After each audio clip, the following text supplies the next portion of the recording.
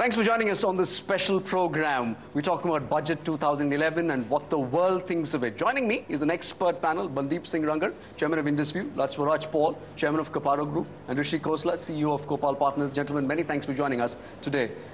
Lord Paul, I'll start with you. The Finance Minister has articulated his own vision statement of how India should be handling the issue of food price inflation. Do you think the government has done enough? I think it's one of those issues where you can never do enough. But I think the best thing which the Finance Minister has done, in my view, in this budget is he has really taken the issues what India requires most at the time, because the ordinary man has been neglected so long. The last anybody talked of an ordinary man was the late Mrs. Gandhi. After that, people forgot, and India got into the situation of growth and only for the rich man, as if the rest of the country doesn't exist. This is the time when he has dealt with those issues. Now, if he can manage that this amount of money which he has sectioned, whether it's the infrastructure, whether it's the education, whether it's the farming, reach the poor people, and it's implemented properly, there is some hope for India that it can raise its whole level. And that is where I think the Prime Minister has to make sure that all the departments implement what has been given to them. Bundeep, comment on that. Given the macroeconomic situation that India finds itself in, do you think the government has done a fairly decent balancing act of managing inflation, managing growth, and also hiking interest rates? That's a fully loaded question.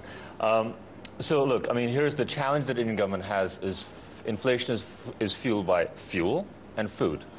One of them they control or have some ability to control, which is food. The other one is completely outside their control, which is fuel. So let's look at food, for example. You know, Lord Paul talked about the ways they're trying to empower the lower end of the income bracket and give them more spending power, therefore taking care of that bottom end. But it's also political reason for that, because we know a government got kicked out in the past because of the mass public that didn't benefit from the economic reforms.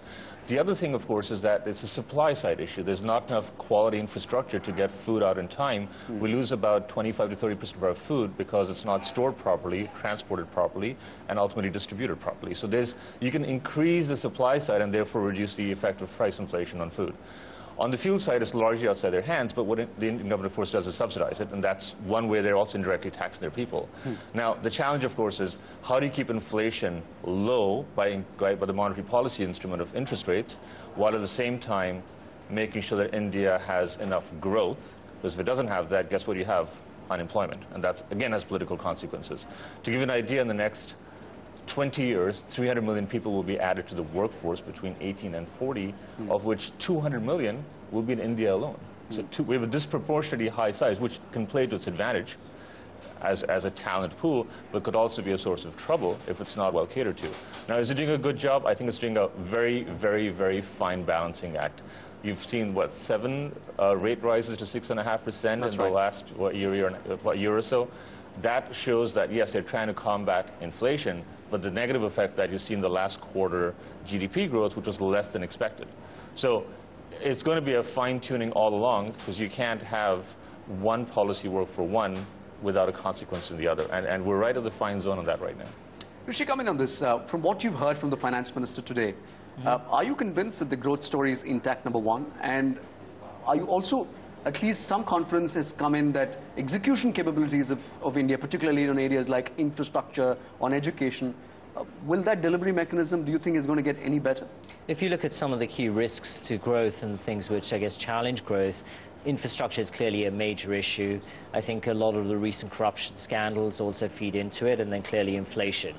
So if you look at infrastructure, I think the government's done a lot to start addressing and at least being aware of the issues around needing to get more capital into infrastructure. I think the 5-year plan calls for $1 trillion of investment between 2012 and 2017. And I believe the infrastructure investment bonds, which they've announced as part of a tax-free scheme, is clearly going to start helping get some private money flowing into the infrastructure sector. So I think from that perspective, they're at least addressing infrastructure. About the issue of fiscal deficit, the government has made some moves in terms of fixing the problem of the fiscal deficit. Several analysts are saying that the direction in which this government is headed in correcting the fiscal gap is fairly good. It's only the pace that many people have a problem with.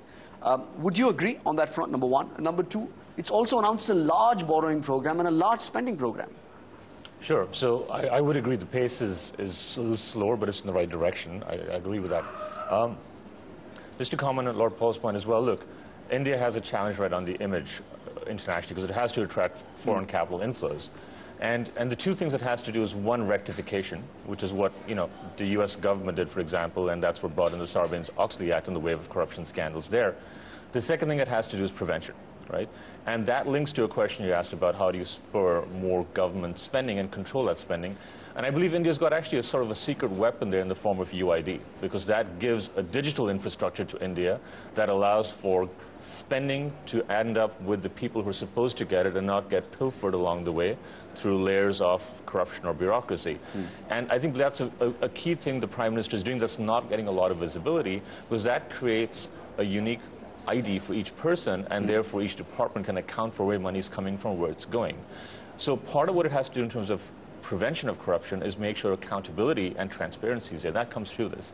Now, the government basically has three things in its control, right? It can either spend more, tax more, or in some cases have one-off divestments or auctions like it's had in the past. In the area of controlling taxes, yes, I think they're simplifying it, making it wider, and therefore increasing the tax haul, which again adds to India's credibility and helps reduce the account deficit. That's what I think they should really be focusing on, which I believe they are, but they could probably do it faster. And even the delay on the UID or the implementation of GST in India, which has been postponed now twice, has an impact. That needs to be accelerated, and that will, of course, lead to the analyst comments about the pace being slower being rectified again. Rishi, you have a large operation in India. Do you think the government has done enough, or at least communicated a change in perception that the business ecosystem in India is getting any better? I mean, I think, again, through the budget, just specifically talking about ourselves for a second, the lack of any extension for the STPI scheme is obviously a negative. If you look at the, which doesn't necessarily impact us, but you look at the taxes which are now being talked around, the mandatory alternative tax on SEZ developers is almost somewhat of a U-turn on a tax-free scheme. So I think there's some negatives in the budget for at least IT services or IT-enabled services businesses, for SEZ developers. But if you look outside that on a broader basis, I think the government's helping get more foreign FDI, FII into the country. I think the change in terms of allowing foreign investors to invest directly in mutual funds will also help increase capital flow and hopefully longer-term capital flow. I think approaches around infrastructure bonds, about increasing FDI bond borrowing from 20 billion to 30 billion a year, again, helps bring in medium long-term capital into the country. So I think in those regards, it helps the business environment. But as I said, there are pockets like the IT-enabled services business where there was a strong hope for an extension to the STPI. On a scale of 1 to 10, how would you rate this budget? Given, I think it really appeals to the rural person as well, so I would rate it as a 6. Lord Paul, what risk factors and on a scale of 1 to 10, what number would you give it? If you look at the constraints of a finance minister in India and what's going on in India, I would give 9+ out of 10. 9+, says Lord Paul. Bundeep? I would probably take a midpoint and go for about 7. And the reason for that is I think politically it's very astute. It has a mass population agenda, but I believe it falls short in attracting foreign investors. Rishi mentioned the point about mutual funds. It's true, but it's unclear as to, because people can invest in mutual funds today too. Is it now going to allow direct individuals to invest or not? Is that's a bit ambiguous.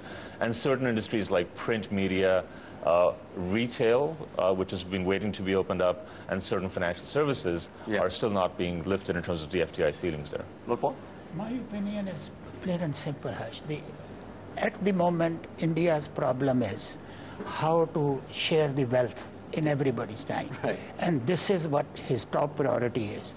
If these things can be improved, I have no doubt, without their doing anything further, foreign investment will come more, India will become more creditable. We got to raise the level of India and make it look that the country is one country, not two countries, one for the rich and one for the poor. On that note, gentlemen, we'll have to leave it there. We've completely run out of time. Thank you all for joining us. That's The View from London. If you have been, thanks for watching. Keep watching Bloomberg UTV.